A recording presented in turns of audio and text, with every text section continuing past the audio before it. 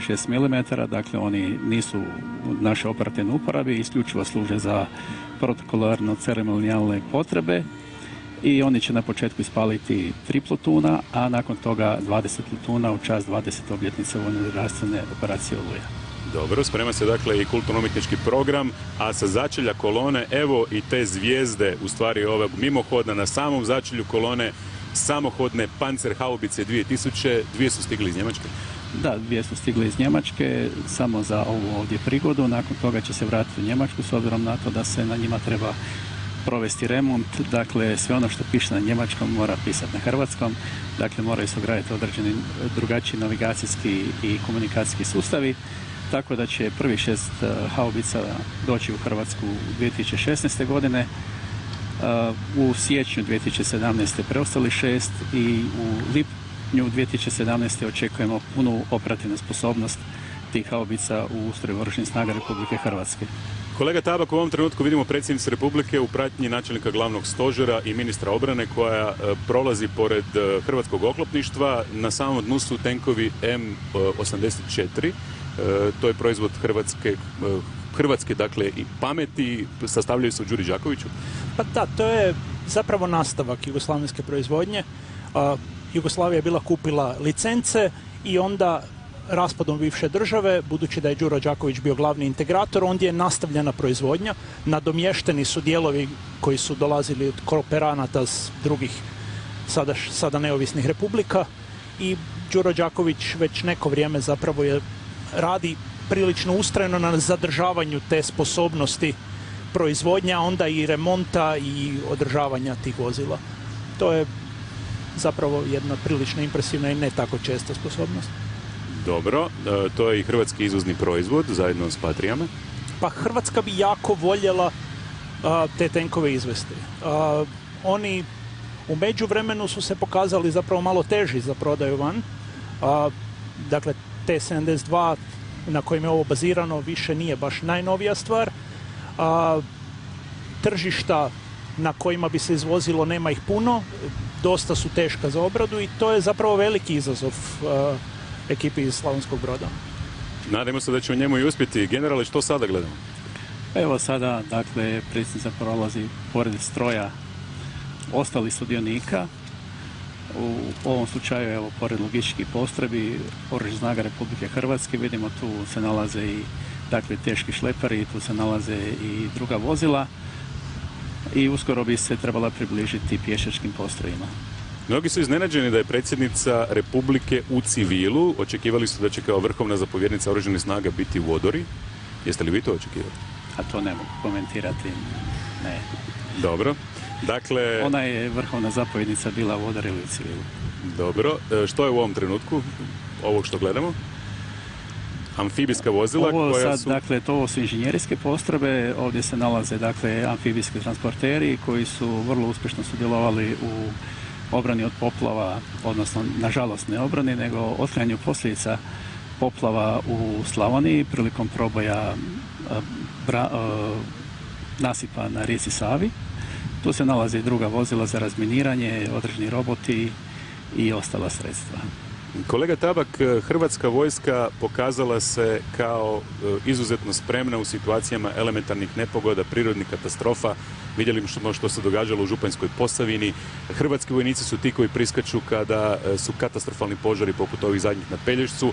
I vojska u stvari ima visoko povjerenje, odnosno narod ima visoko povjerenje u vojsku, pokazuju to zadnje istraživanje. Pa to nije čudo.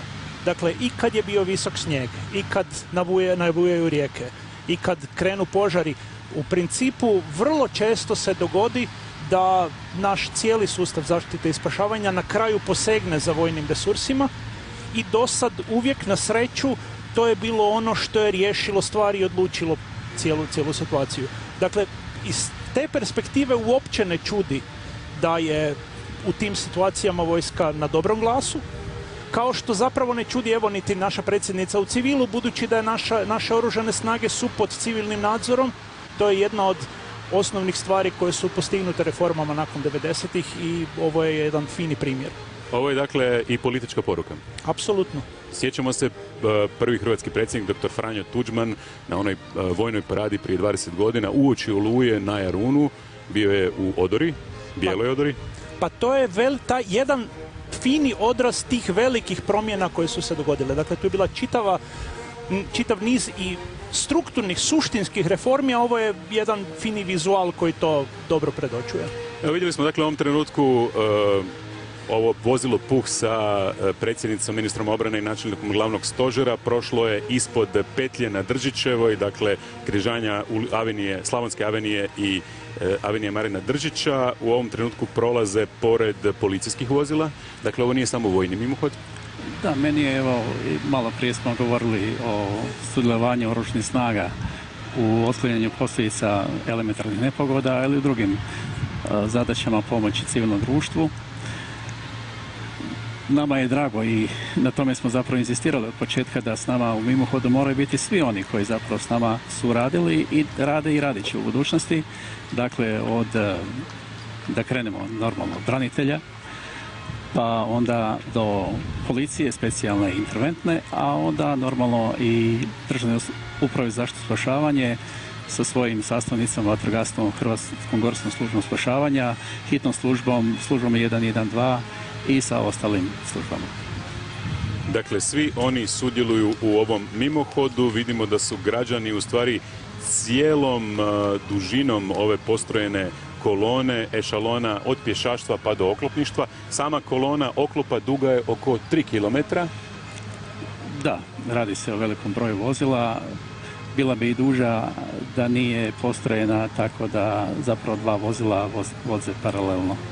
Zagrebački gradonačelnik Milan Bandić već je najavio presplaćenje novim slojem asfalta. Teška su to vozila? Pa jesu teška vozila, ali većina gusjeničnih vozila ima zaštite gumene, tako da nadam se da štete ako ih je bilo i ako će ih biti nakon ovog današnjeg dana, da će biti lako sanirane. Dobro, kad smo već kod sanacije, ovaj mimohod prema nekim procjenama stoji oko 2 milijuna eura, dakle nešto manje, 12,5, 13 milijuna kuna. Da, danas je ministar iznio podatak da je to oko 12,7 milijuna kuna, međutim, pretpostavljam da će se ipak sve znati kada podvučemo crtu nakon nekoliko dana. Kolega Tabak, mnogi ovo gledaju kao svojevrsni izlog hrvatske vojne opreme.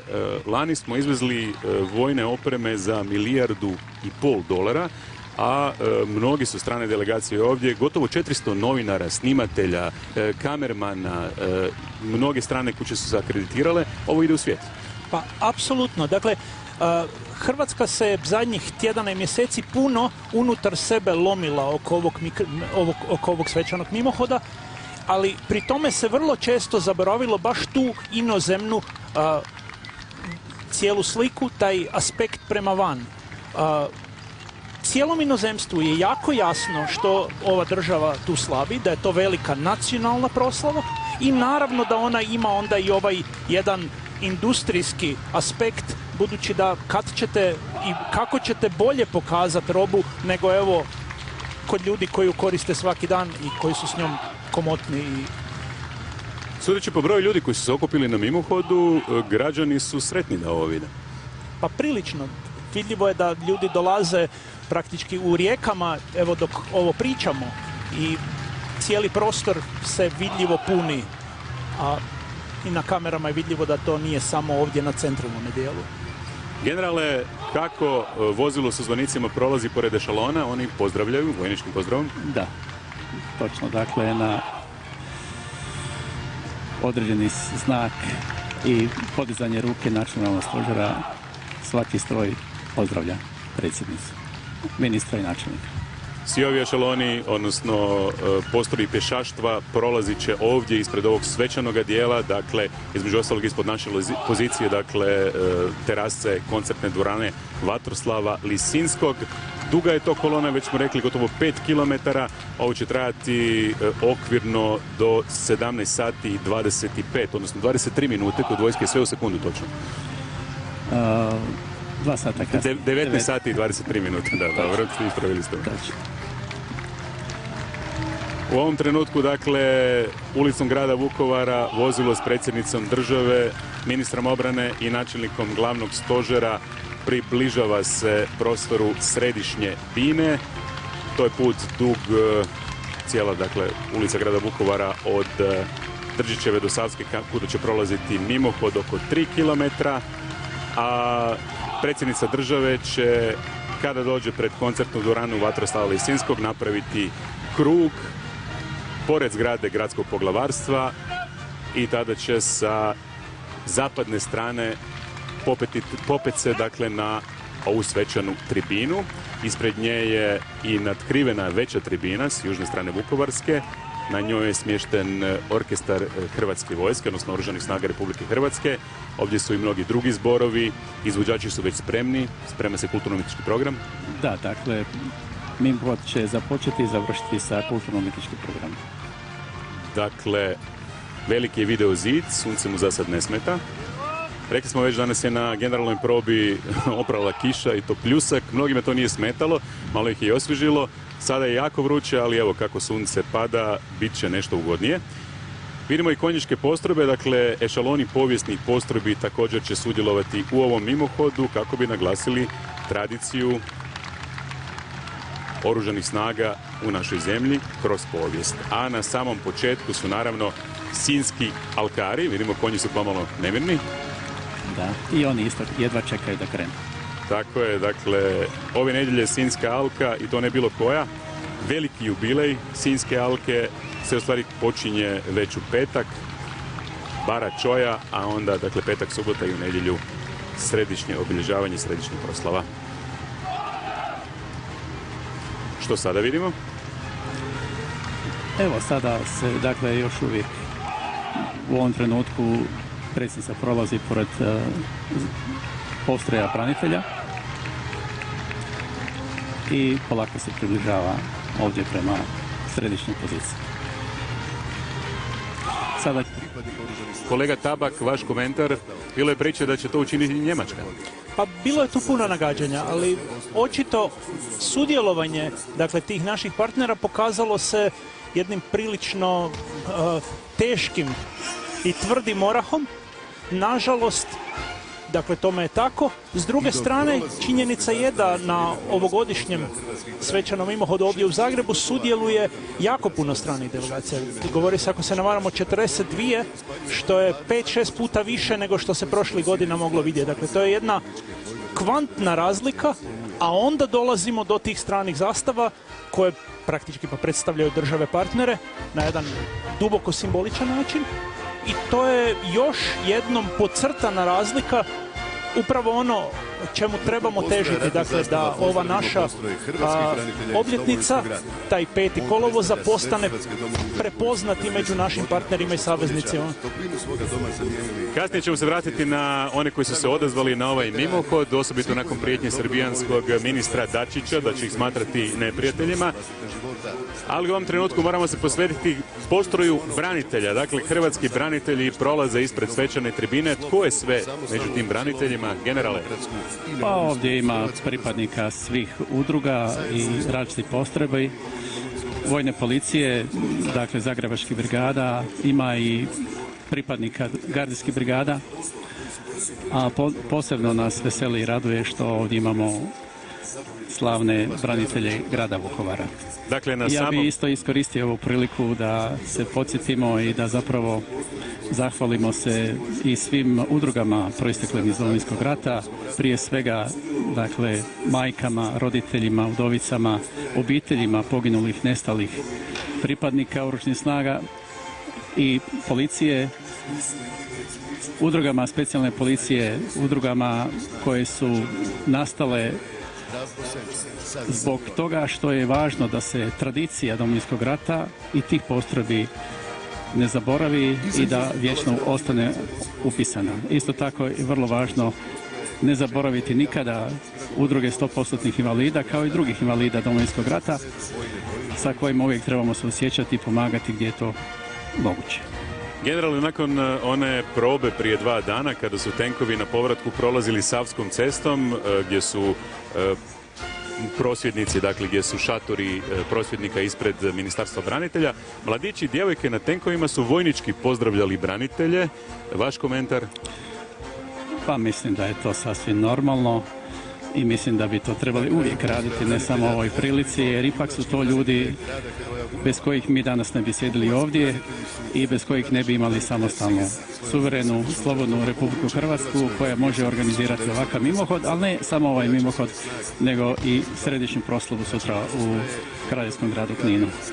Kolega Tabak, bilo je neki prijepora oko toga tko će doći i tko neće doći od braniteljskih udruga upravo na ovaj mimohod. Rekli su da je središnja proslava u Kninu i da tamo treba slaviti.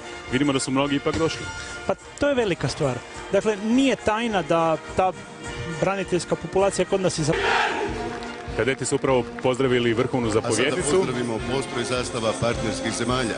Republike Albanije, Republike Estonije, Republike Latvije, Republike Litve, Republike Poljske, Ujedinjenog kraljevstva Velike Britanije i Sjeverne Irske. Kolega Tabak, Amerikanci su poslali 2 visoka generala, Poljska zamjenika načelnika glavnog stožera i 1 generala. Iz Bosne i Hercegovine došla je ministrica obrane i načelnik glavnog stožera. Vidimo, iznimno su visoko zastupljene pribaltičke zemlje. Pa da, to je s jedne strane vjerojatno donekle i odražaj međunarodne situacije. Dakle, NATO se zadnje vrijeme, da velim, grupira, a i mi nismo mogli pobjeći od tog jednog malo šireg konteksta. S druge strane, to su sve zemlje s kojima mi imamo vrlo intenzivnu obrambenu suradnju, prema tome nije čudo da su ovdje. Kad govorimo o ovim stranim delegacijama, ne treba zaboraviti da je ovdje s nama i načelnik glavnog stožera Albanije, dakle general Bazo.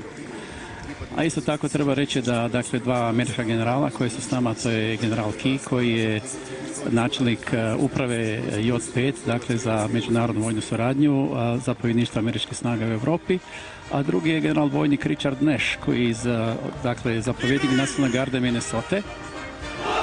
Znate da je Nacionalna garda Minnesota država partner Republike Hrvatske i izuzetno nam je drago što je on s nama, jer da se podsjetimo samo da smo sa pripadnicima Nacionalne garde Minnesota formirali i zajednički bili u bilateralnom mentorskom timu u Afganistanu. U ovom trenutku vojne koje predstavljaju nekadašnje gardijske brigade prolaze ispred svečane tribine. Prvi su bili Tigrovi. Tigrovi kao udarna sila, udarna šaka oružanih snaga Republike Hrvatske u doba rata. Prošle su sva bojišta. Prvi poginuli branitelj bio je pripadnik te postrojbe. Uništili su i prvi neprijateljski tank, je li tako? Da, moramo se svi prisjetiti krvavog ustrca 31. ožujka 1991. godine kad je poginuo Josip Jović, a isto tako i srpnja 1991. godine kada je pripadnik prve gardijske brigade uništio tank u Iloku, dakle gospodin Zoltan Hadrava. U trenutku kada su 4 tenka prešla preko mosta, dakle on je propustio 3, uništio 4, nakon čega su ostale posade pobjegle i ostavile tenkove na našoj strani. Znači uništio tenk i zarobio 3 od druga. Zoltan Hadrava. To je samo jedno od junaštava koje su pripadnici oružanih snaga i specijalne policije izveli u Domovinskom ratu. Brzo prolaze postroji bojni koje predstavljaju nekadašnje brigade. Gromovi, legendarna brigada koja se borila u Lici, na Kordunu i Banovini, koja je sudjelovala u deblokadi Dubrovnika. Za vrijeme operacije Maslenici spriječili neprijateljski protuudar. Tu su i Kune koje su branile i obranile Slavoniju i Baranju tijekom Domovinskog rata. Nakon pada Vukovara zadržali su protivnika na liniji Jarmina, Borinci, Žankovac, Nuštar, a u akciji Maslenica izveli su zračni desant i osiguravali pontonski most koji je povezivao hrvatski sjever i jug. Upravo su njihovi tenkovi u Bljesku prvi ušli u oslobođene Okučane, a za vrijeme Oluje osiguravali su obranu Slavonije. Kolega Tabak, koliko je to osiguravanje istoka Hrvatske od mogućeg protuudara iz Srbije bilo važno za vrijeme Oluje? Pa jako. U momentu kad je većina glavnina naše oružane snage angažirana, dakle, u ovom dijelu kontinentalnom, prema moru, taj disbalans da smo dobili udar praktički u bok bio bi jako nezgodan da ondje nije bila pripremljena snaga za svaki slučaj. I to je gotovo jednako bitno koji borbene postrojbe. Oni su bili ondje da spase stvar ako do lošeg dođe. Pauci su upravo prošli ispred svečane tribine, dakle, zanimljivo je da je toj postrojbi nekad zapovjedao aktualni ministar obrane Ante Kotromanović, a ime su dobili po junaku Domovinskog rata Andriji Matijašu Pauku. Generale, gdje je poginuo Andrija Matijaš? Pa Andrija Matijaš Pauk je nažalost poginuo u listopadu 1995. u akciji Južni potez, negdje na ulazu u Mrkonjić grad. Radilo se o izvanredno hrabrom čovjeku koji je osnovao tenkovske postrojbe 4. gardijske brigade, koji je kasnije postao i načelnik stožera, a kao zamjenik zapovjednika 4. gardijske brigade je ušao u Knin. Pauci su danas upravo smješteni u Kninu. Da, smješteni su u Kninu, dvije vojarne, jedna Kralj Zvonimir, a druga nosi ime general bojnika Andrije Matijaša Pauka. Ko je prvi ušao u Kninu? Pa ja mislim da u tome ne treba arbitrirati niti govoriti, dakle zajednički su ušle 4. i 7. i tako treba i ostati. Dakle, Pume i Pauci zajedno, jer oni se nekako međusobno spore. Ko je prvi došao do tvrđave za vrijeme Oluje? Mislim da je to potpuno nevažno. Važno je da se zapravo ušlo u Knin i da se na Kninsku tvrđavu podigao hrvatski barijak. Dobro, prošle su i Sokolovi koji su smješteni u vojarni u Našicama, sudjeluju u akcijama na Južnom bojištu, na Maslenici i u Bljesku, a tijekom Oluje bili su također ukopani na Slavonskom bojištu kako bi spriječili svaki eventualni pokušaj protuudara neprijateljskih snaga.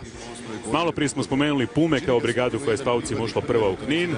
Nekad su bili u Varaždinskoj vojarni. Gdje su sada, kolega Tabak? Trenutno, ako se ne varam, su u Našicama. Dakle, to je ta preraspodjela do koje je došlo. Dakle, mi trenutno imamo dvije brigade, zapravo jednu oklopno mehaniziranu, drugu motoriziranu, i one se sastoje od bojni koje čuvaju tradiciju ovih ratnih brigada gardijskih. To je jedan novi, zadnjih godina prakticiran ustroj. Dobro. Dakle, u motoriziranoj brigadi koja će uskoro postati mehanizirana se nalaze bojne Tigrovi, Gromovi, Pauci i Vukovi, a u oklopno mehaniziranoj brigadi se nalaze Pune, Pume i Sokolovi.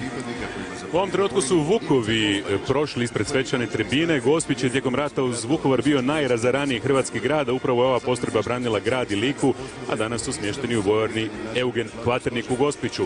Najelitnija postrojba oružanih snaga koja je osposobljena za provođenje specijalnih operacija na kopnu, moru i iz zraka. Evo i zapovjedništva specijalnih snaga. Što rade komandosi specijalne snage danas, generale? Pa, kao i sve ostale specijalne snage. Dakle, imaju posebne zadaće koje se odnosi na određene sposobnosti koje imaju samo oni, odnose se prije svega dakle, na djelovanja na zemljištima i u urbanim prostorima koji su vrlo složeni.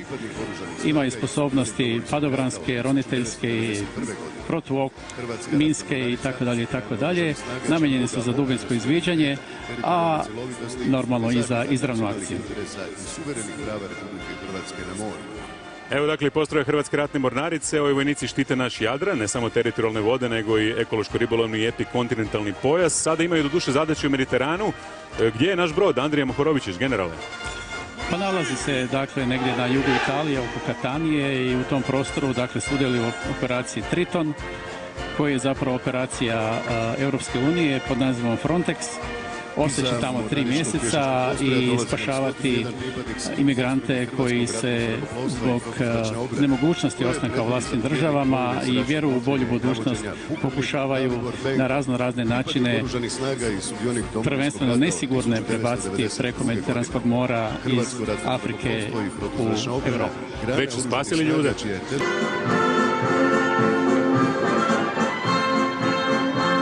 Motorizirani dio svečanog mimohoda otvara postroj zapovjedništva specijalnih snaga. Sastavljen je od 58 pripadnika, 17 motornih vozila, 2 motocikla i 2 gumena čamca. Postrojem zapovjeda bojnik Nedjeljko Milković, zapovjednik zapovjedne satnije zapovjedništva specijalnih snaga, pripadnik oružanih snaga i sudionik Domovinskog rata od 1990. godine. Postroj čini 5 motornih vozila Humvee, 2 motocikla Yamaha, zatim 6 motornih vozila M-ATV, od kojih su 2 naoružana automatskim bacačem granata Mark 19, a 4 teškim strojnicama Browning.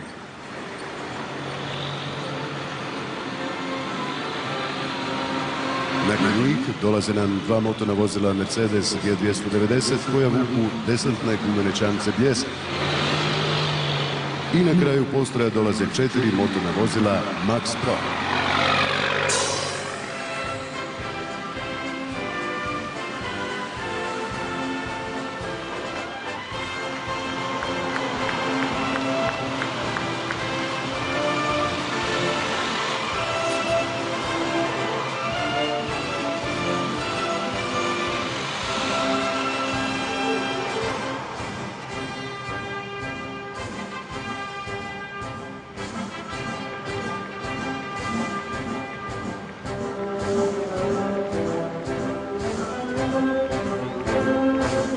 Iza postroja zapovjedništva specijalnih snaga na redu je mehanizirani postroj. Čini ga 166 pripadnika gardijske motorizirane brigade Hrvatske kopnene vojske sa 61 motornim vozilom. Postrojem zapovjeda bojnik Ivan Radić, zamjenik zapovjednika druge mehanizirane bojne Gromovi gardijske motorizirane brigade, pripadnik oružanih snaga i sudionik Domovinskog rata od 1991. godine.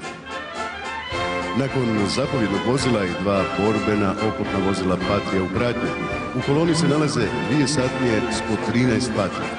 To je višenamjensko vozilo koje omogućava brzu i zaštićenu taktičku mobilnost pješačke desetine na bojištu. Postiže maksimalnu brzinu od 100 km/h. Vozilo je opremljeno daljinski upravljanom stanicom na kojoj je montirana teška strojnica Browning kalibra 12,7 mm.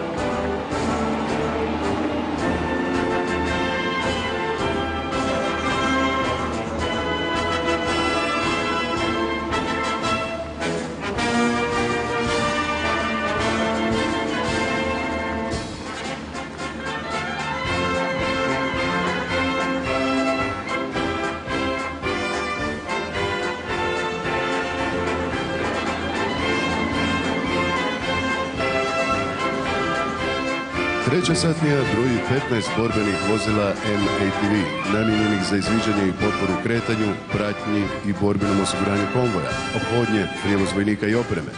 Mogu biti naoružana strojnicama Browning kalibra 12,7 mm, te su zaštićena protubalističkom i protuminskom zaštitom, a postižu maksimalnu brzinu od 105 km/h.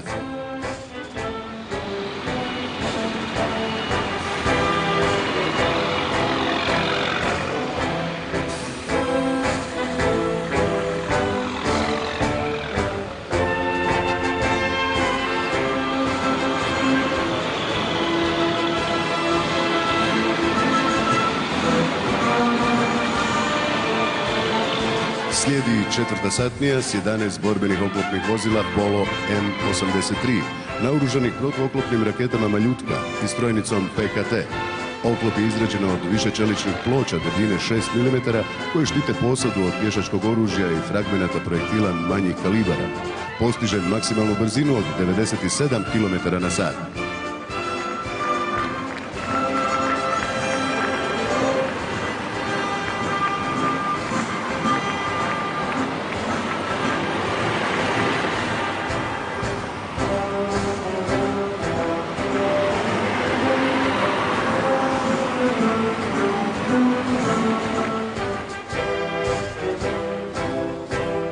I na kraju mehanizirane sastavnice slijedi 6 borbenih vozila MATV, koji vuku minobacače 120 mm M75. Minobacači su prateće oružje pješaštva namijenjeno za uništavanje i onesposobljavanje protivničke žive sile i paljbenih sredstava, stvaranje dimnih zavjesa, osvjetljavanje bojišnica, otvaranje prolaza kroz minska polja te uništavanje fortifikacijskih prepreka.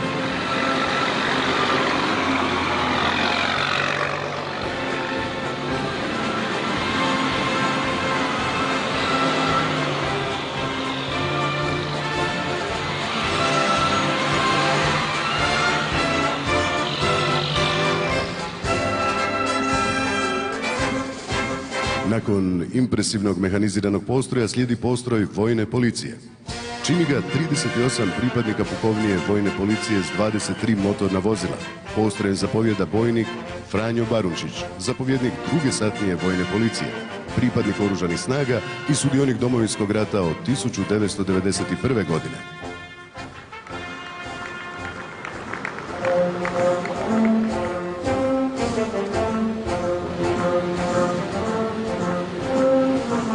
Zapovjedno vozilo Humvee, slijede motocikli i motorna vozila namijenjena za osiguranje štićenih osoba i zaštitu pratnje, prijevoz ljudi i opreme te prijevoz vojnih pasa.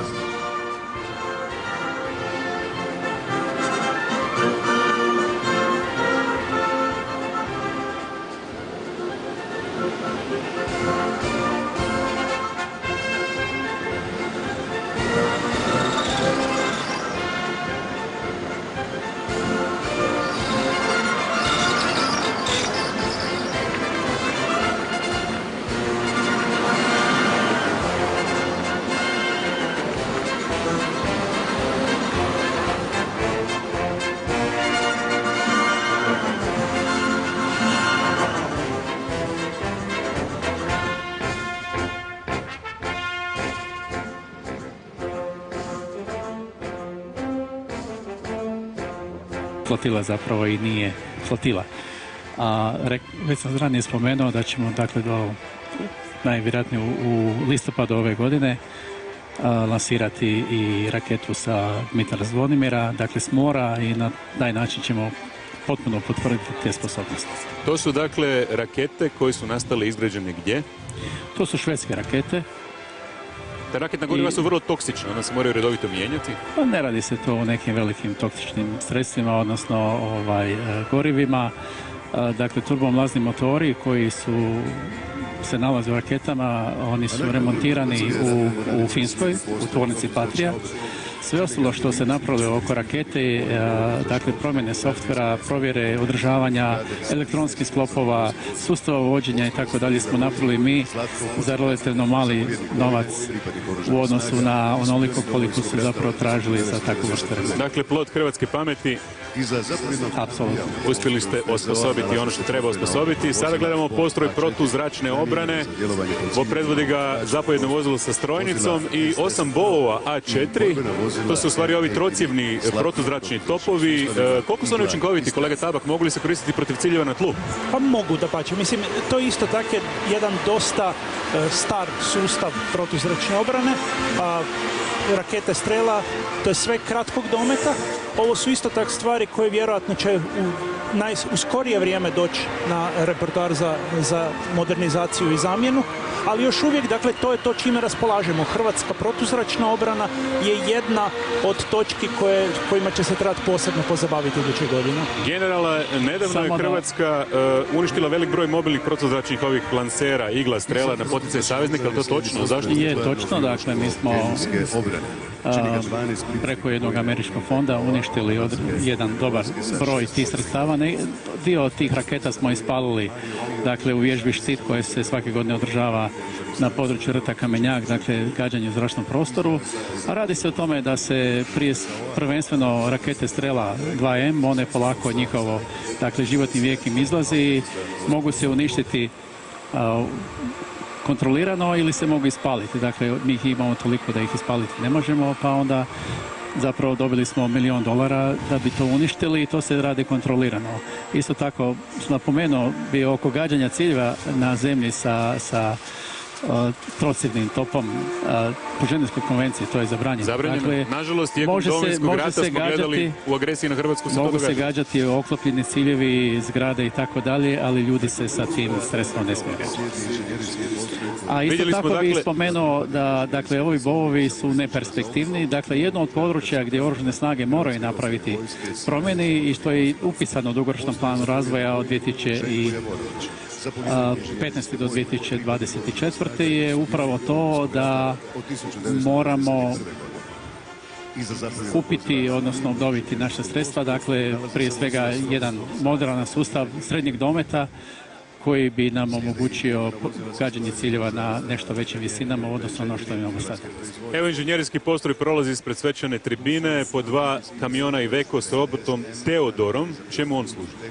Pa dakle, ovaj sličan robot, nešto drugačije, dakle, njemačke proizvodnje, služi upravo za ono što sam spomenuo ranije, za ranijeg robota, dakle, daljinski upravljan pristup, izviđanje, snimanje, vraćanje slike prema operatoru i određivanje, odnosno uništavanje sredstava. Ispred smo vidjeli 2 stroja MV4, proizvodnje Dockinga iz Zagreba.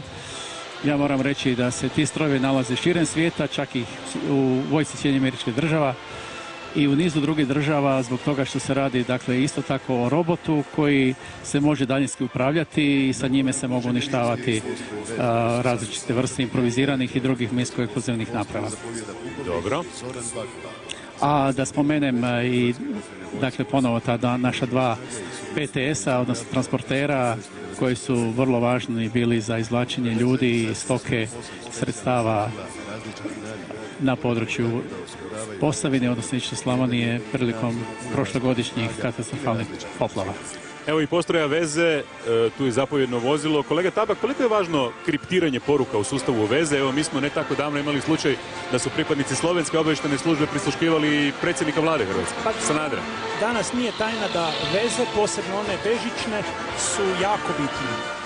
One tek jedan efikasan zaokružen sustav veza omogućava svijest o događanjima na bojištu, događanjima na dalekim područjima misija, ovakvi linkovi koje smo ovdje 2 vidjeli.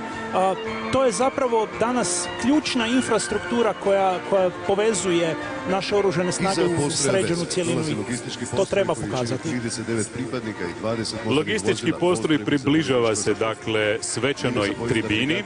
Dražen Sebastian, zapovjednik bojne za opću logističku potporu, zapovjedništva za potporu. Evo vidimo i ovdje isto tako vozila MITV. Treba reći da, dakle, i Max Pro i ovo vozilo, pa i vozilo Haga koje ćemo uskoro vidjeti, sanitetsko vozilo, dakle, oni su dizajnirani tako da imaju takozvani V oklop, dakle, ispod, na način da u slučaju da dođe do eksplozije, da se, dakle, pritisak nije okomet, nego da se širi i da na taj način se smanjuje, dakle, udarni val, a i dodatno su pojačani tako da mogu izdržati, ja bih rekao, svaku klasičnu tenkovsku minu koja se može postaviti pored puta ili na put. Prošao jedan Kalmar za dizanje kontejnera i 2 tegljača Denison s kontejnerima, a ovdje su i 2 poljske kuhinje. Bez njih, kažu, nema motiviranih vojnika, jel? Pa nikada se, dakle, mi nismo otpisali sve te kuhinje, one se i dalje nalaze u logistici, nikada se ne zna kada će se naše oružane snage naći i u kojim uvjetima i hoće li se moći osloniti na druge organizacije. Tako da u ustroju imamo i kuhare i pomoćne radnike i sve ostale da bi ove kuhinje funkcionirale. A zapravo svi kažu da nema boljeg vojničkog graha od onog skuhana upravo ovakve kuhinje. Da, to se najbolje zna za 1. svibnja u Maksimiru ili na Marijanu ili na nekim drugim lokacijama u Hrvatskoj. Na začelju logističkog postroja su 2 Patrije, jedna sanitetska, jedna logistička. A za koji trenutak pred svečanom To je, tribinom? mi zovemo logistička ili patrija za izvlačenje, dakle ona ima sva određena pomoćna sredstva da može u slučaju da neka drugo vozilo zaglavi da ga može izvući van. Evo dakle i postroja topništva, ono što se dugo čekalo, kreću tenkovi. Ne, ovo su zapravo gvozdike, Dobro. 122 mm, samohodne, dakle, haubice koje se nalaze u sastavu oklopno mehanizirane brigade zbog toga što moraju pratiti oklop. Dakle, sve što ima oklop zapravo i gusjenice se nalaze, da tako kažemo, u toj brigadi. Dobro, vidimo ovdje i dva vulkana, imaju po 32 lancirne cijevi, domet im je? 2 grada i 2 vulkana, pa nešto preko 20 km, 32 cijevi, vrlo učinkovito sredstvo za gađanje širokih površina i ciljeva na otvorenom. Vidimo i topničku meteorološku postaju, vuku ovaj meteorološki balon. Zašto je ona važna, kolega Tabak? Čim se nešto ispaljuje, što onda leti daleko, a tu na projektile u letu utječu i vjetar i općenito meteorološki uvjeti. Da bi se to moglo uzeti u obzir pri planiranju vatre, treba imati ovakvu postrojbu, dakle jedan specijalizirani tim meteorologa koji može odraditi mjerenja na terenu, ne bi li time korigirali vatru. Kako su ovo topnička oružja koje vuku kamioni, dakle, postoji topništvo, nam prikazuje što? Da, dakle, ovo su sada haubice 152 mm, iza njih se nalaze topovi 130 mm, vidite, sa dugim cijevima, i na kraju se nalaze haubice 155 mm. Naš je interes i cilj da se broj sredstava i broj kalibara u oružanim snagama smanji, zbog toga što je važno da smanjimo, dakle, broj sredstava i na taj način rezervnih dijelova, sustav održavanja i svega ono što nas opterećuje. Tijekom Domovinskog rata bilo je od neprijatelja zarobljeno i težeg topničkog oružja, haubica 205 mm. 203 mm, da, dakle, upravo nedaleko odavde u Selskoj ulici, u vojarni 24 haubice 203 mm koje su djelovale u početku ovdje na području grada Zagreba, odnosno na Pokupskom i drugim ratištima, a kasnije su onda odlazili na druga područja. A sada nam se približava središnji dio, dakle ona oklopna udarna sila hrvatskih oružanih snaga, hrvatske kopnene vojske. Lijepo ih je vidjeti ovako postrojene, dakle tenkovi M84. Čime su naoružani? Prije njih se nalaze M80, borbena vozila, je li tako? Da, borbena vozila M80, dakle koje isto tako imaju na sebi maljutke, ali drugog tipa. I ove sredstva se nalaze u 2 mehanizirane bojne i tako će ostati u buduće. Prema dugoročnom planu razvoja one će se modernizirati na način da će se ovaj protuoklopni sustav zamijeniti sa novim modernijim, a napravit će se određene druge adaptacije tako da bi ovo sredstvo moglo još nas dulje vrijeme služiti i radi se o izuzetno dobrom sredstvu koje ima velike i dobre karakteristike zaštite posade, odnosno ljudi koji se nalaze u njoj. Slažete li se s tim, kolega Tabak? Apsolutno, dakle, ta gusjenična tehnika se onda fino kombinira sa tenkovima koji slijede, ne bi li dali koherentnu postrojbu koja ima ujednačenu sposobnost kretanja. Ovo, dakle, nije samo udarna tehnika, ovo su i vozila za prijevoz pješaštva i time dobivamo zaokruženu postrojbu. Ona su trenutno kod nas u ovoj oklopnoj brigadi koncentrirane u Slavoniji. Evo ih, dakle, 1384, top 125 mm, domet 10 km. Kakav je to tank, generalno? Pa izuzetno dobar tank sa odličnim sustavom za upravljanje vatrom, dakle on automatski bira i gađa ciljeve. Tom, dakle 125 mm je vrlo impozantan sa velikim sposobnostima. Mi ćemo, s obzirom na sadašnji broj tenkova i smanjenje oružanih snaga, smanjiti broj, dakle nećemo imati 2 bojne, nego samo jednu tenkovsku bojnu sa 44 tenka. Dio tenkova će se nalaziti u središtu za obuku pješaštva i oklopništva. A cilj je da se radi na njima revizija. Revizija znači da se, dakle, tank potpuno rasklapa, mijenjaju se svi dijelovi, prije svega plastični i gumeni. Tank se čisti, sređuje i obnavlja, a planirano je da na jednoj satniji od 14 tenkova radi modernizacija koja bi bila višestruka u odnosu na sustav paljbe i sve ostalo što je važno. I evo ih, približavaju nam se ovoga puta ne na labudici, već samostalno za šećer na kraju, 2 pancerhaubice 2000 stigle iz Njemačke. Kolega Tabak, koji je domet ovog topničkog oruđa, koliko leti taj projekt? Dakle, ovo je definitivno vrhunac ovog mimohoda. Radi se o praktički najmodernijem tipu tehnike u svojoj kategoriji, kalibar 155. Domet jako varira od tipu streljiva, dakle od 20-30 km s klasičnim streljivom, 40 s naprednim streljivima i onda konačno 70-80 km ako se koriste ova najnovija streljiva koja su praktički raketni projektili samo navođeni koji se samo ispaljuju kroz topničku cijev. Generale, na 40 km ova haubica ispali granatu koja pogriši za metar. Je li to istina? Dakle, sva testiranja koja su rađena, dakle, sa ovim raketnim zrnima na 56 km pogreška je 5 metara, što je u odnosu na kontinentalnom prema moru taj disbalans da smo dobili udar praktički u bok bio bi jako nezgodan da ondje nije bila pripremljena snaga za svaki slučaj. I to je gotovo jednako bitno koji borbene postrojbe. Oni su bili ondje da spase stvar ako do lošeg dođe. Pauci su upravo prošli ispred svečane tribine, dakle, zanimljivo je da je toj postrojbi nekad zapovjedao aktualni ministar obrane Ante Kotromanović, a ime su dobili po junaku Domovinskog rata Andriji Matijašu Pauku. Generale, gdje je poginuo Andrija Matijaš? Pa Andrija Matijaš Pauk je nažalost poginuo u listopadu 1995. u akciji Južni potez, negdje na ulazu u Mrkonjić grad. Radilo se o izvanredno hrabrom čovjeku koji je osnovao tenkovske postrojbe 4. gardijske brigade, koji je kasnije postao i načelnik stožera, a kao zamjenik zapovjednika 4. gardijske brigade je ušao u Knin. Pauci su danas upravo smješteni u Kninu. Da, smješteni su u Kninu, 2 vojarne, jedna Kralj Zvonimir, a druga nosi ime general bojnika Andrije Matijaša Pauka. Ko je prvi ušao u Knin?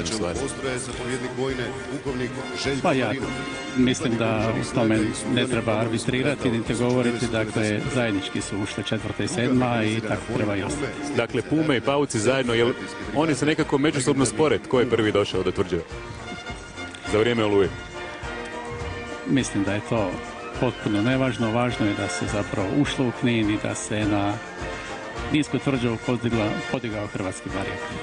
Dobro, prošle su i Sokolovi koji su smješteni u vojarni u Našicama, sudjeluju u akcijama na južnom bojištu, na Maslenici i u Bljesku, a tijekom Oluje bili su također ukopani na Slavonskom bojištu kako bi spriječili svaki eventualni pokušaj protuudara neprijateljskih snaga.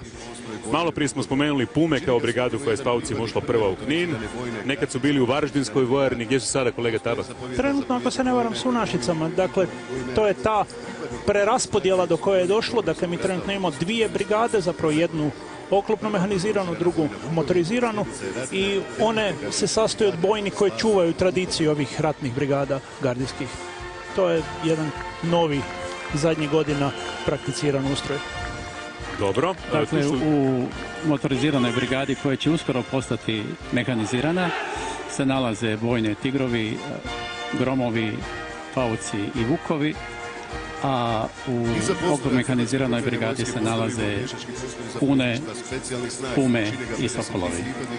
U ovom trenutku su Vukovi prošli ispred svečane tribine. Gospić je tijekom rata uz Vukovar bio najrazaraniji hrvatski grad, a upravo je ova postrojba branila grad i Liku, a danas su smješteni u vojarni Eugen Kvaternik u Gospiću. Oružanih snaga koja je osposobljena za provođenje specijalnih operacija na kopnu, moru i iz zraka. Evo i zapovjedništva specijalnih snaga. Što rade komandosi specijalne snage danas, generale?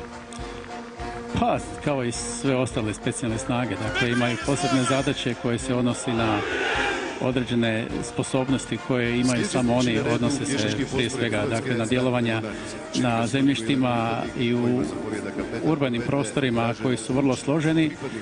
Imaju sposobnosti padobranske, roniteljske, minske i tako dalje i tako dalje. Namijenjeni su za dubinsko izviđanje, a normalno i za izravnu akciju. Evo dakle postroje Hrvatske ratne mornarice, ovi vojnici štite naš Jadran, ne samo teritorijalne vode, nego i ekološko-ribolovni i epikontinentalni pojas. Sada imaju doduše zadaću u Mediteranu. Gdje je naš brod, Andrija Mohorovičić, generale? Pa nalazi se dakle negdje na jugu Italije, oko Katanije i u tom prostoru dakle sudjeluje u operaciji Triton, koji je zapravo operacija Europske unije pod nazivom Frontex.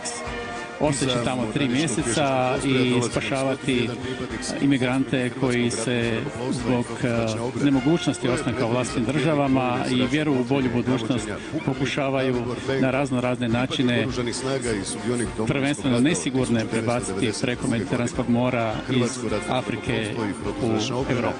Već su spasili ljude?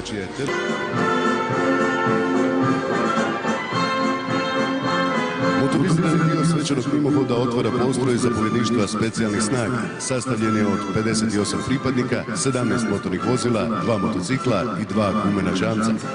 Postrojem zapovjeda bojnik Nedjeljko Milković, zapovjednik zapovjedne satnije zapovjedništva specijalnih snaga, pripadnik oružanih snaga i sudionik Domovinskog rata od 1990. godine. Postroj čini 5 motornih vozila Humvee, 2 motocikla Yamaha, zatim 6 motornih vozila M-ATV, od kojih su 2 naoružana automatskim bacačem granata Mark 19, a 4 teškim strojnicama Browning.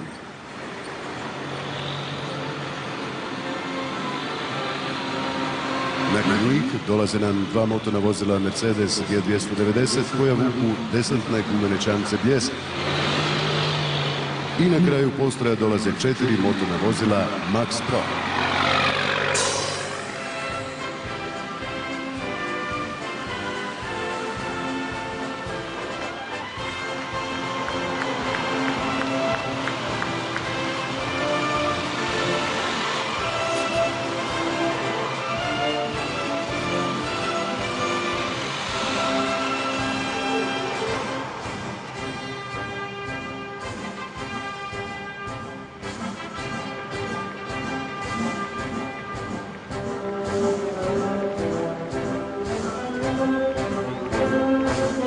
Iza postroja zapovjedništva specijalnih snaga na redu je mehanizirani postroj. Čini ga 166 pripadnika gardijske motorizirane brigade Hrvatske kopnene vojske sa 61 motornim vozilom. Postrojem zapovjeda bojnik Ivan Radić, zamjenik zapovjednika druge mehanizirane bojne Gromovi gardijske motorizirane brigade, pripadnik oružanih snaga i sudionik Domovinskog rata od 1991. godine. Nakon zapovjednog vozila i 2 borbena oklopna vozila Patria u pratnji, u koloni se nalaze 2 satnije s po 13 Patria. To je višenamjensko vozilo koje omogućava brzu i zaštićenu taktičku mobilnost pješačke desetine na bojištu. Postiže maksimalnu brzinu od 100 km/h. Vozilo je opremljeno daljinski upravljanom stanicom na kojoj je montirana teška strojnica Browning kalibra 12,7 mm.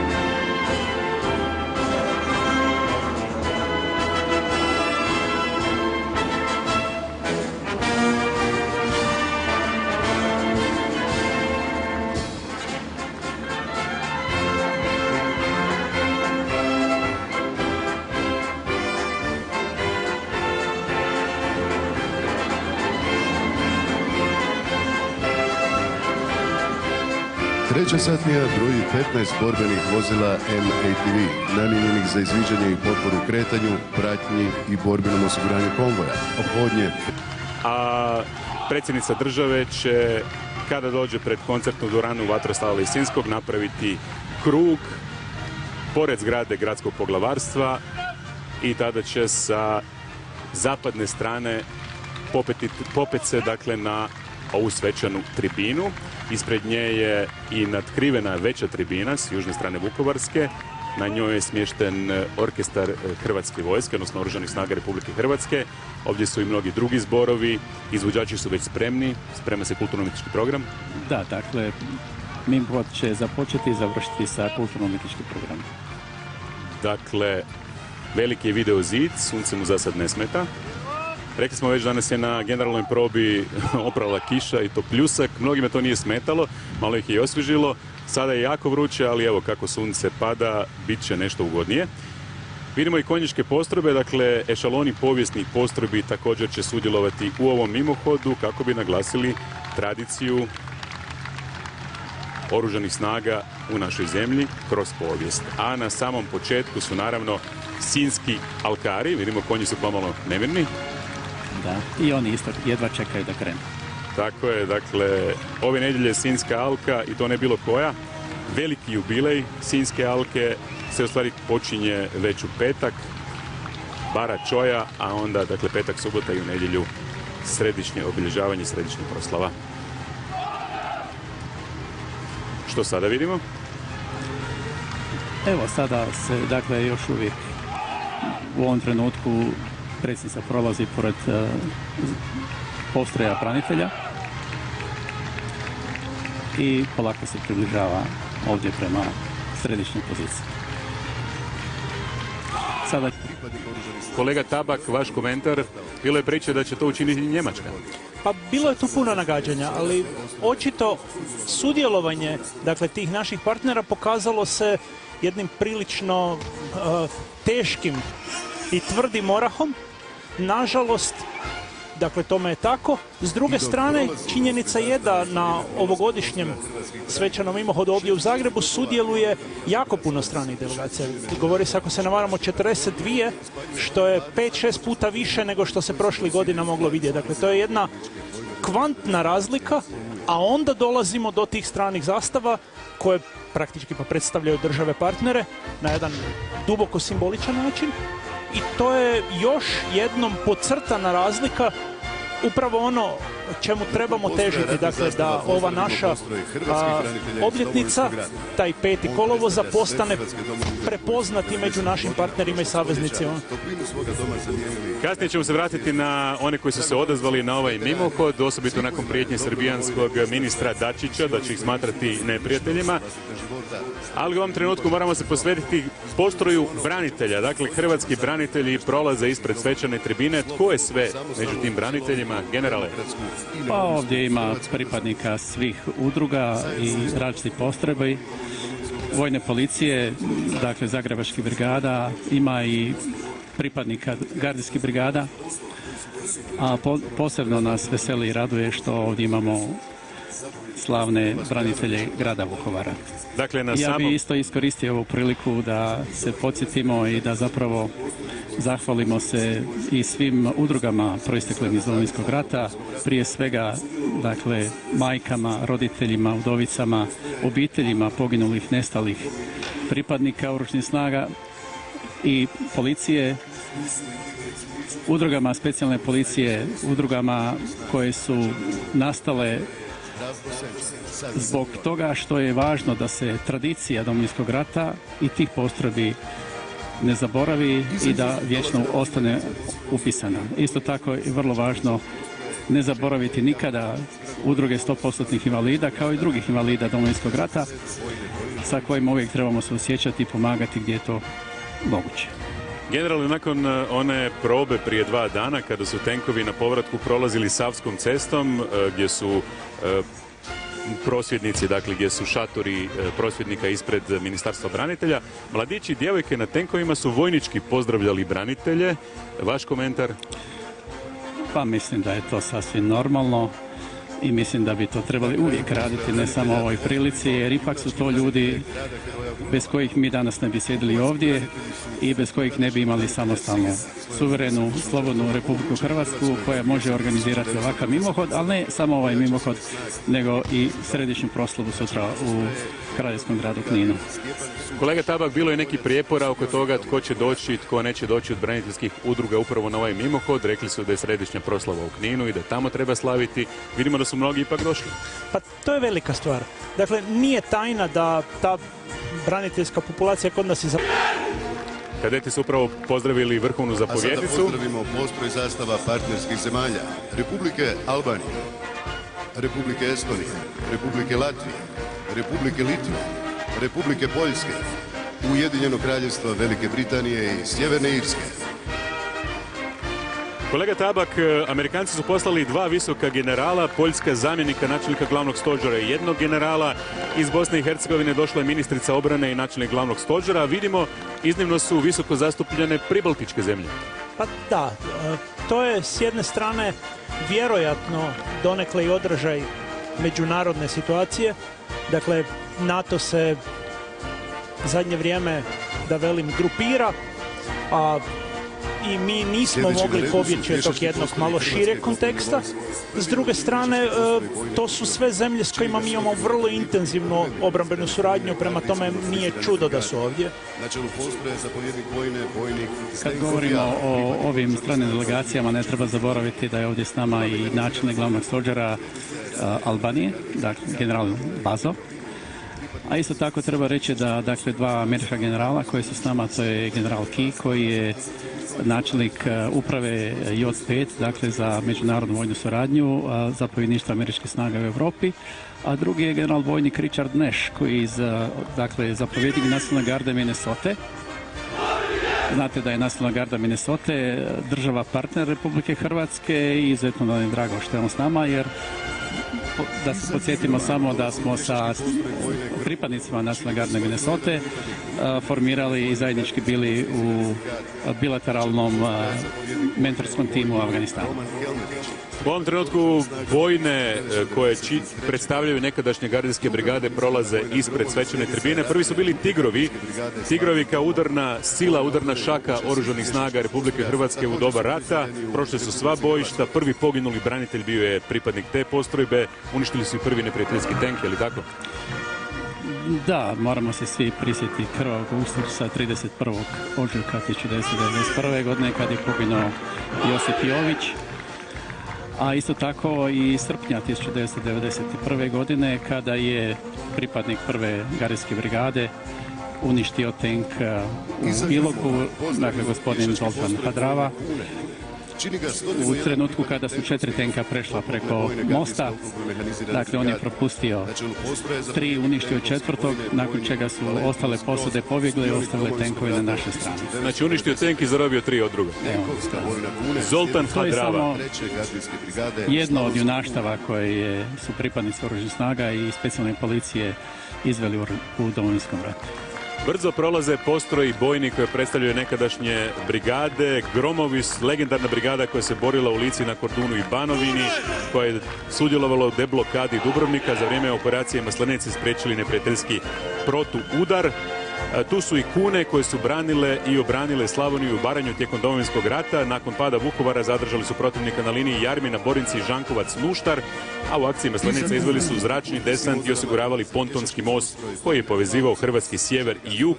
Upravo su njihovi tenkovi u Bljesku prvi ušli u oslobođene Okučane, a za vrijeme Oluje osiguravali su obranu Slavonije. Kolega Tabak, koliko je to osiguravanje istoka Hrvatske od mogućeg protuudara iz Srbije bilo važno za vrijeme Oluje? Pa jako. U momentu kad je većina glavnina naše oružane snage angažirana, dakle, u ovom dijelu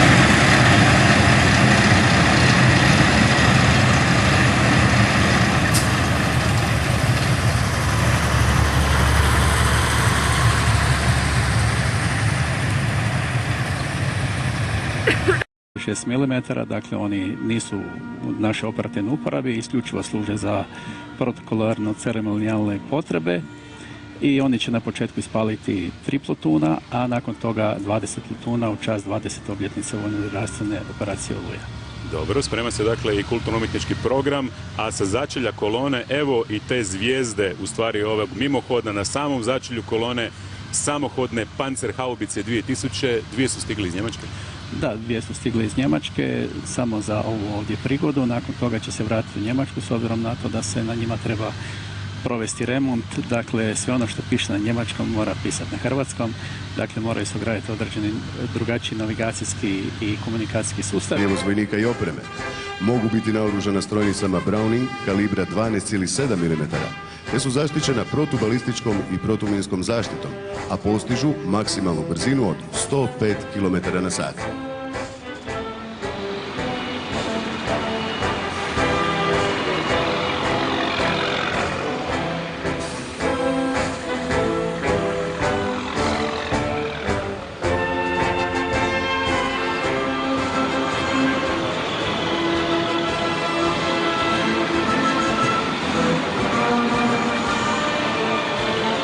Slijedi 4. satnija s 11 borbenih oklopnih vozila Polo M83, naoružanih protuoklopnim raketama Maljutka i strojnicom PKT.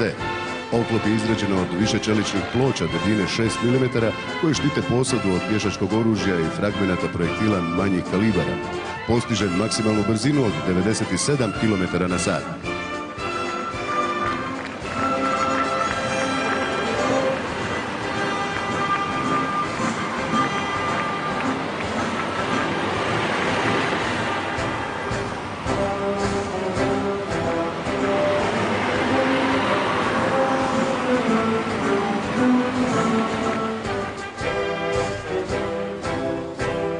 I na kraju mehanizirane sastavnice slijedi 6 borbenih vozila MATV, koji vuku minobacače 120 mm M75. Minobacači su prateće oružje pješaštva namijenjeno za uništavanje i osposobljavanje protivničke žive sile i paljbenih sredstava, stvaranje dimnih zavjesa, osvjetljavanje bojišnica, otvaranje prolaza kroz minska polja te uništavanje fortifikacijskih prepreka.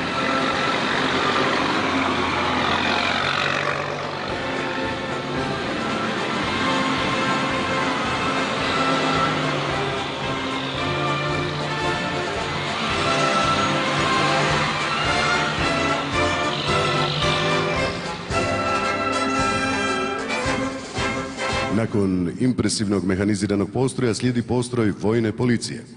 Čini ga 38 pripadnika pukovnije vojne policije s 23 motorna vozila. Postrojem zapovjeda bojnik Franjo Barunčić, zapovjednik 2. satnije vojne policije, pripadnik oružanih snaga i sudionik Domovinskog rata od 1991. godine.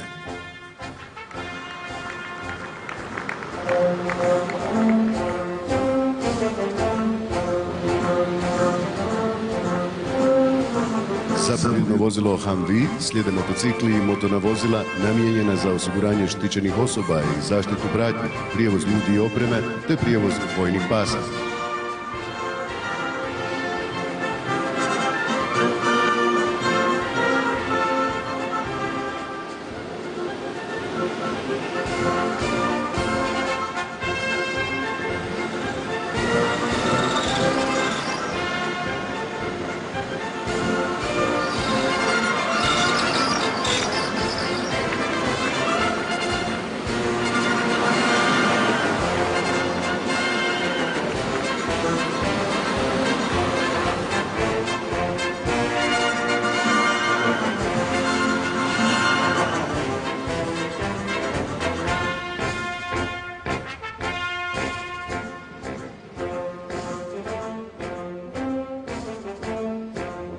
Flotila zapravo i nije flotila.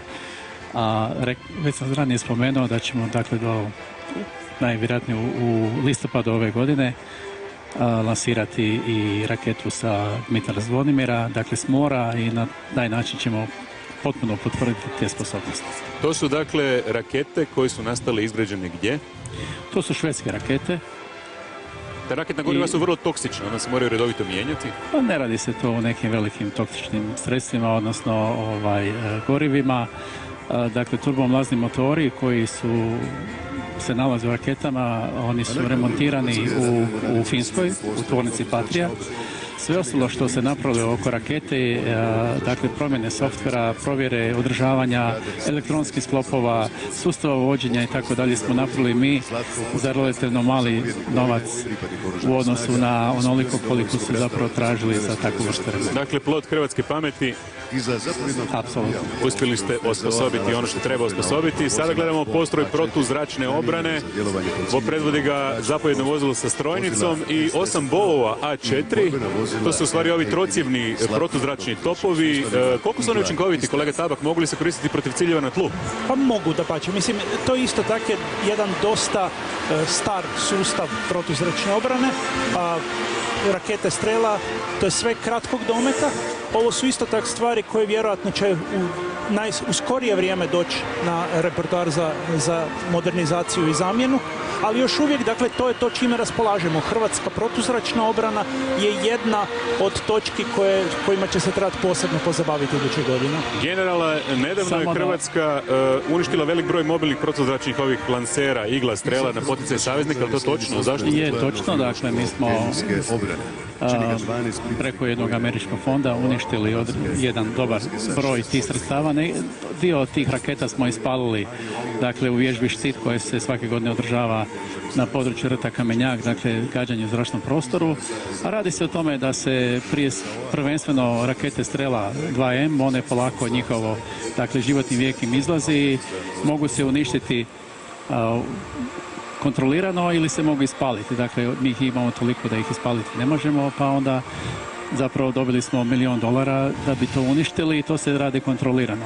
Isto tako, napomenuo bi oko gađanja ciljeva na zemlji sa trocjevnim topom po Ženevskoj konvenciji, to je zabranjeno. Dakle, nažalost, tijekom Domovinskog rata smo gledali u agresiji na Hrvatsku se to događa. Mogu se gađati oklopljeni ciljevi, zgrade i tako dalje, ali ljudi se sa tim sredstvom ne smiju gađati.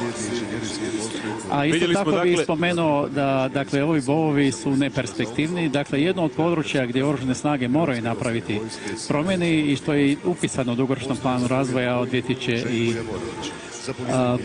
do 2024. je upravo to da moramo kupiti, odnosno obnoviti naše sredstva, dakle, prije svega jedan moderan sustav srednjeg dometa koji bi nam omogućio gađanje ciljeva na nešto većim visinama u odnosu na ono što imamo sada. Evo, inženjerijski postroj prolazi ispred svečane tribine po 2 kamiona Iveco s robotom Teodorom. Čemu on služi?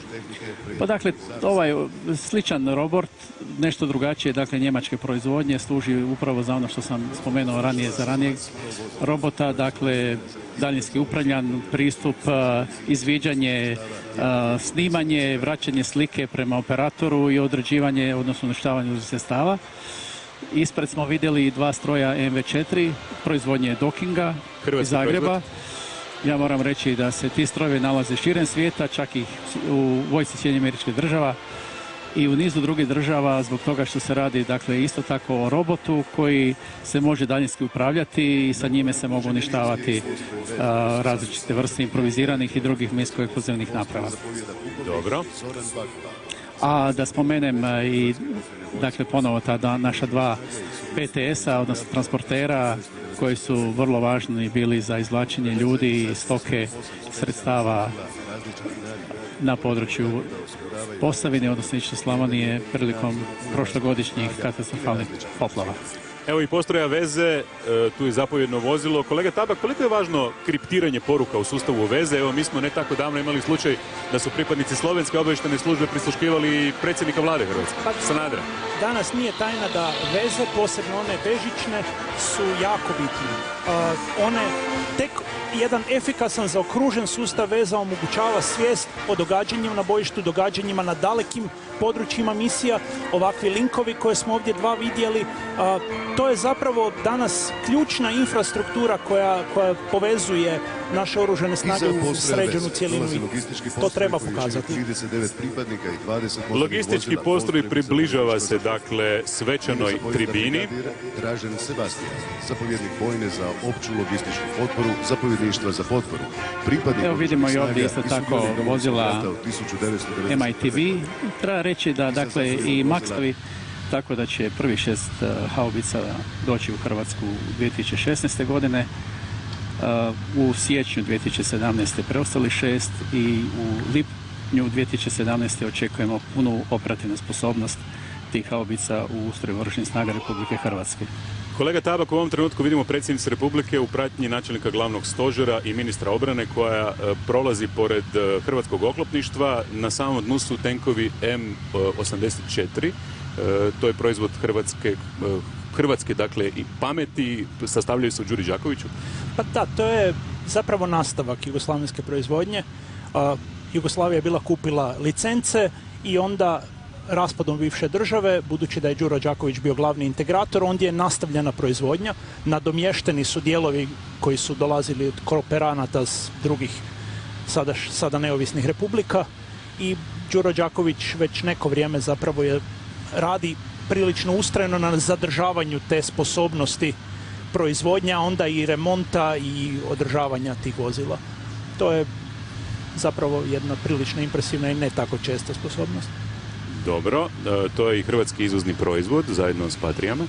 Pa Hrvatska bi jako voljela te tenkove izvesti. Oni u međuvremenu su se pokazali zapravo malo teži za prodaju van. Dakle, T-72 na kojim je ovo bazirano više nije baš najnovija stvar. Tržišta na kojima bi se izvozilo nema ih puno, dosta su teška za obradu i to je zapravo veliki izazov ekipi iz Slavonskog Broda. Nadamo se da će u njemu i uspjeti. Generale, što sada gledamo? Evo sada, dakle, predsjednica prolazi pored stroja ostalih sudionika. U ovom slučaju, evo, pored logističkih postrojbi Oružanih snaga Republike Hrvatske, vidimo tu se nalaze i dakle teški šleperi, tu se nalaze i druga vozila i uskoro bi se trebala približiti pješačkim postrojima. Mnogi su iznenađeni da je predsjednica Republike u civilu. Očekivali su da će kao vrhovna zapovjednica Oružanih snaga biti u odori. Jeste li vi to očekivali? A to ne mogu komentirati, ne. Dobro. Dakle... Ona je vrhovna zapovjednica bila u odori ili u civilu. Dobro. Što je u ovom trenutku, ovog što gledamo? Amfibijska vozila koja su... Dakle, to su inženjerijske postrojbe. Ovdje se nalaze, dakle, amfibijski transporteri koji su vrlo uspješno sudjelovali u obrani od poplava, odnosno, nažalost, ne obrani, nego otklanjanju posljedica poplava u Slavoniji prilikom proboja nasipa na rijeci Savi. Tu se nalaze i druga vozila za razminiranje, određeni roboti i ostala sredstva. Kolega Tabak, hrvatska vojska pokazala se kao izuzetno spremna u situacijama elementarnih nepogoda, prirodnih katastrofa. Vidjeli smo što se događalo u Županjskoj Posavini. Hrvatski vojnici su ti koji priskaču kada su katastrofalni požari poput ovih zadnjih na Pelješcu. I vojska u stvari ima visoko povjerenje, odnosno narod ima visoko povjerenje u vojsku, pokazuju to zadnje istraživanje. Pa to nije čudo. Dakle, i kad je bio visok snijeg, i kad nabujaju rijeke, i kad krenu požari, u principu vrlo često se dogodi da naš cijeli sustav zaštite i spašavanja na kraju posegne za vojnim resursima i do sad uvijek na sreću to je bilo ono što je riješilo stvari i odlučilo cijelu situaciju. Dakle, iz te perspektive uopće ne čudi da je u tim situacijama vojska na dobrom glasu, kao što zapravo ne čudi evo niti naša predsjednica u civilu, budući da je naše oružane snage su pod civilnim nadzorom. To je jedna od osnovnih stvari koje su postignute reformama nakon 90-ih i ovo je jedan fini primjer. Ovo je dakle i politička poruka. Apsolutno. Sjećamo se prvi hrvatski predsjednik dr. Franjo Tuđman na onoj vojnoj paradi prije 20 godina uoči Oluje na Jarunu, bio je u odori, bijeloj odori. Pa to je jedan fini odraz tih velikih promjena koje su se dogodile. Dakle, tu je bila čitav niz i strukturnih, suštinskih reformi, a ovo je jedan fini vizual koji to dobro predočuje. Evo vidjeli smo dakle u ovom trenutku ovo vozilo Puh sa predsjednicom, ministrom obrane i načelnikom glavnog stožera prošlo je ispod petlje na Držićevoj, dakle križanja Slavonske avenije i avenije Marina Držića. U ovom trenutku prolaze pored policijskih vozila, dakle ovo nije samo vojni mimohod. Da, meni je, evo, malo prije smo govorili o sudjelovanju oružanih snaga u otklanjanju posljedica elementarnih nepogoda, ali i u drugim zadaćama pomoći civilnom društvu. Nama je drago i na tome smo zapravo insistirali od početka da s nama u mimohodu moraju biti svi oni koji zapravo s nama su radili i rade i radit će u budućnosti.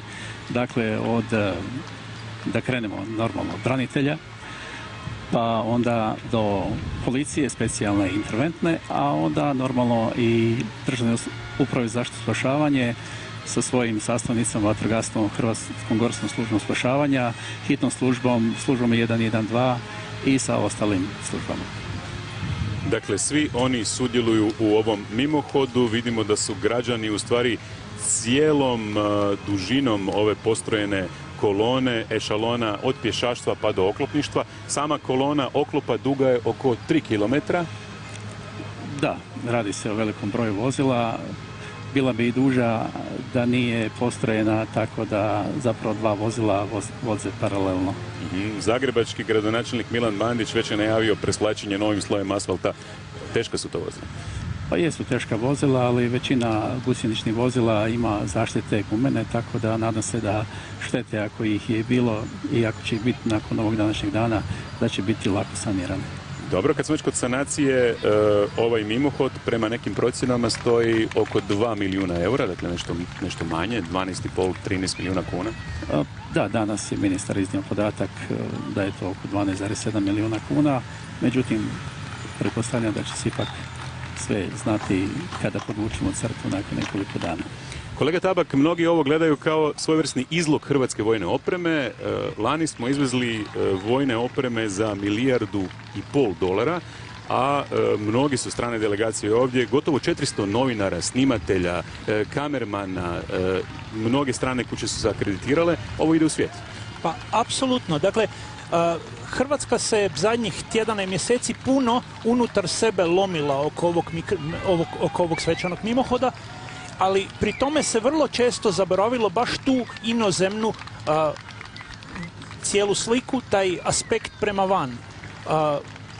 Cijelom inozemstvu je jako jasno što ova država tu slavi, da je to velika nacionalna proslava i naravno da ona ima onda i ovaj jedan industrijski aspekt, budući da kad ćete i kako ćete bolje pokazati robu nego evo kod ljudi koji ju koriste svaki dan i koji su s njom komotni. Sudeći po broju ljudi koji su se okupili na mimohodu, građani su sretni da ovo vide. Pa prilično. Vidljivo je da ljudi dolaze praktički u rijekama, evo dok ovo pričamo, i cijeli prostor se vidljivo puni, a i na kamerama je vidljivo da to nije samo ovdje na centralnom dijelu. Generale, kako vozilo sa zvonicima prolazi pored ešalona, oni pozdravljaju vojničkim pozdravom? Da, točno. Dakle, na određeni znak i podizanje ruke načelnog stožera svaki stroj pozdravlja predsjednicu, ministra i načelnika. Svi ovi ešaloni, odnosno postroji pješaštva, prolazit će ovdje ispred ovog svečanog dijela, dakle, između ostalog ispod naše pozicije, dakle, terase koncertne dvorane Vatroslava Lisinskog. Duga je to kolona, već smo rekli, gotovo 5 km. Ovo će trajati okvirno do 17 sati i 25, odnosno 23 minute, kod vojske sve u sekundu točno. 2 sata kasnije. 19 sati i 23 minute, da, dobro, ispravili ste. U ovom trenutku, dakle, ulicom grada Vukovara vozilo s predsjednicom države, ministrom obrane i načelnikom glavnog stožera približava se prostoru središnje Bine. To je put dug, cijela, dakle, ulica grada Vukovara od Držićeve do Savske, kuda će prolaziti mimohod oko 3 km.